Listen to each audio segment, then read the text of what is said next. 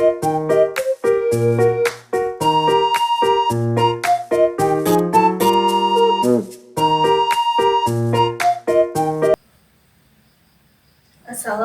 warahmatullahi wabarakatuh. Selamat pagi anak-anak, gimana kabarnya hari ini? Sehat-sehat semua? Alhamdulillah. Sebelum mulai pembelajaran, kita berdoa terlebih dahulu ya. Doa, persilahkan. Doa selesai. Untuk hari ini ada yang tidak masuk? Masuk semua? Oke, baik. Materi hari ini tentang hak dan kewajiban. Sebelumnya, Ibu mau tanya nih, semisal anak-anak atau kalian mau minta mainan atau uang jajan ke ibu kalian, biasanya apa yang kalian lakukan terlebih dahulu? Ya, gimana Budi? Langsung minta aja? Ya, betul sekali ya Budi, langsung minta aja. Kalau menurut Siti, setuju dengan Budi yang langsung minta aja?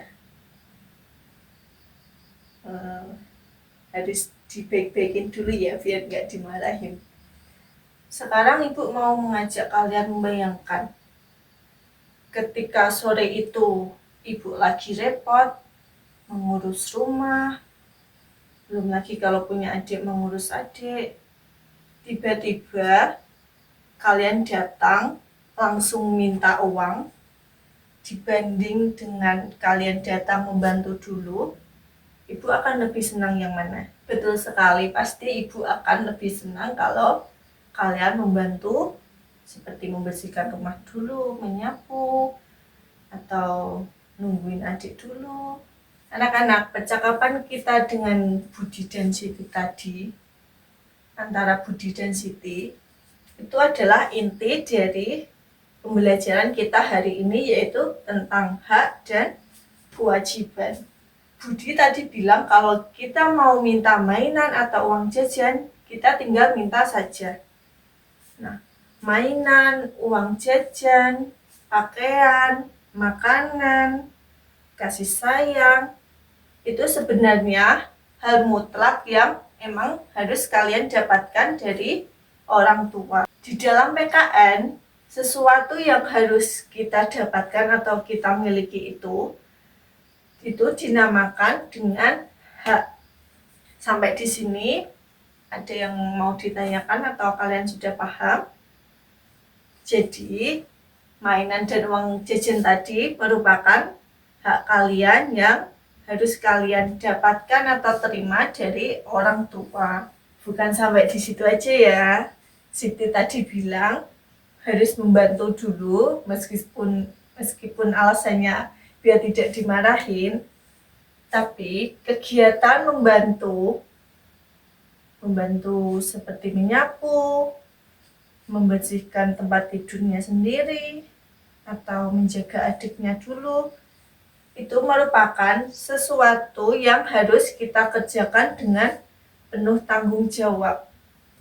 Di dalam PKN, sesuatu yang harus kita kerjakan itu disebut dengan kewajiban. Nah, Ibu mau tanya lagi nih, kira-kira menurut kalian, kalau ada seorang anak yang kerjaannya cuma main game, kamarnya berantakan, tidak dirapikan, tidak pernah membantu orang tua, tapi setiap jam kerjaannya minta uang jajan, mainan baru, pakaian baru. Menurut kalian adil? Benar sekali, tidak adil kan? Mengapa tidak adil? Karena anak itu cuma menuntut haknya, tetapi tidak melakukan kewajibannya sebagai anak. Oleh karena itu,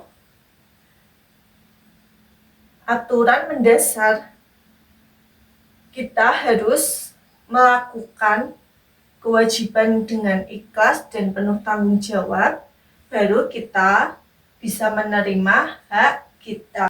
Keduanya harus berjalan beriringan. Jadi tidak boleh hanya kita menuntut hak aja, atau kita hanya melakukan kewajiban tapi tidak diberi hak atau hak yang kita harus punya itu tidak diberi, itu tidak boleh ya, keduanya harus berjalan beriringan. Sekarang mari kita catat dan belajar bersama-sama contoh hak dan kewajiban di lingkungan rumah dan di lingkungan sekolah. Kita mulai dari lingkungan rumah dulu ya. Apa sih kewajiban kita di lingkungan rumah itu?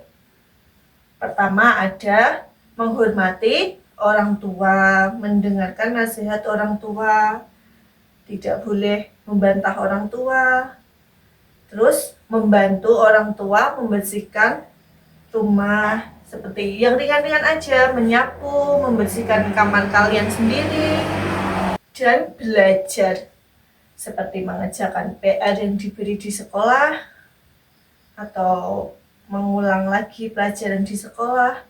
Kita sebagai anak yang masih sekolah, belajar juga jadi kewajiban kita. Sekarang kita bahas hak apa aja yang kita dapat di rumah. Seperti 1, mendapatkan kasih sayang. Kalau kita menghormati, terus tidak membantah orang tua, mendengarkan orang tua, pasti kita diberi kasih sayang. Terus kayak tadi, diberi mainan, diberi uang, diberi makanan. Kalau kita membantu orang tua kita pasti akan mendapat itu tadi. Selanjutnya kita akan bahas hak dan kewajiban kita di lingkungan sekolah. Apa aja kewajiban kita di lingkungan sekolah?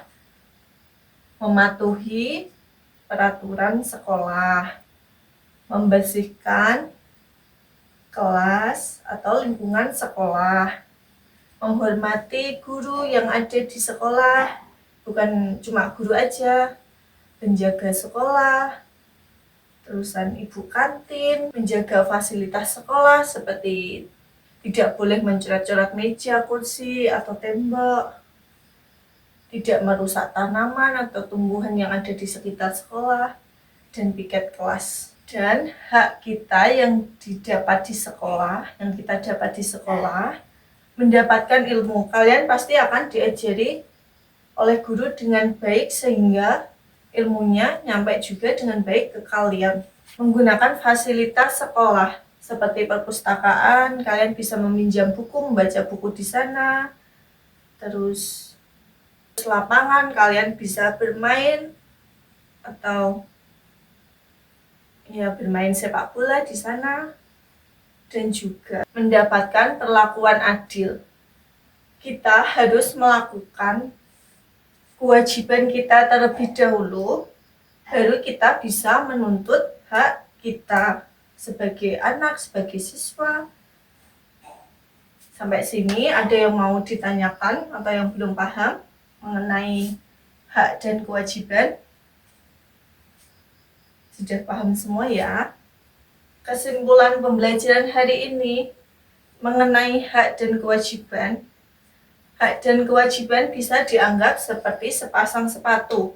Kalau kalian hanya menggunakan sepatu kiri aja dan kanannya tidak, pasti kalian merasa tidak nyaman, jalannya jadi pincang, atau bahkan kalian bisa terluka. Ibu ingatkan sekali lagi, kewajiban sesuatu yang harus dilakukan dengan penuh tanggung jawab. Hak sesuatu yang kita terima atau kita dapatkan, yang wajib, yang harus kita terima dan kita dapatkan. Sebagai bukti nyata kalau kalian hari ini tidak pulang dengan tangan kosong, melainkan dengan ilmu, Ibu akan membagikan kalian selembar kertas. Nanti kalian bisa tulis nama,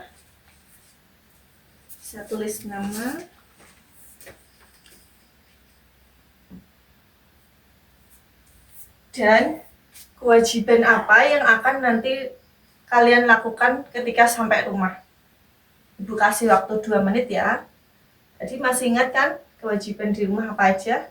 Nah, itu tulis, terus kalian lakukan ya nanti di rumah. Ibu kasih waktu 2 menit. Sudah selesai? Kalau sudah selesai bisa ditempelkan di papan tulis surat janji kalian itu surat janji loh ya. Nanti di rumah harus dipraktekkan atau dilakukan. Bisa ditempelkan di papan tulis sambil bersalaman nanti ya pulang. Tapi nunggu ibu tutup ya belajar hari ininya. Bisa tempelkan.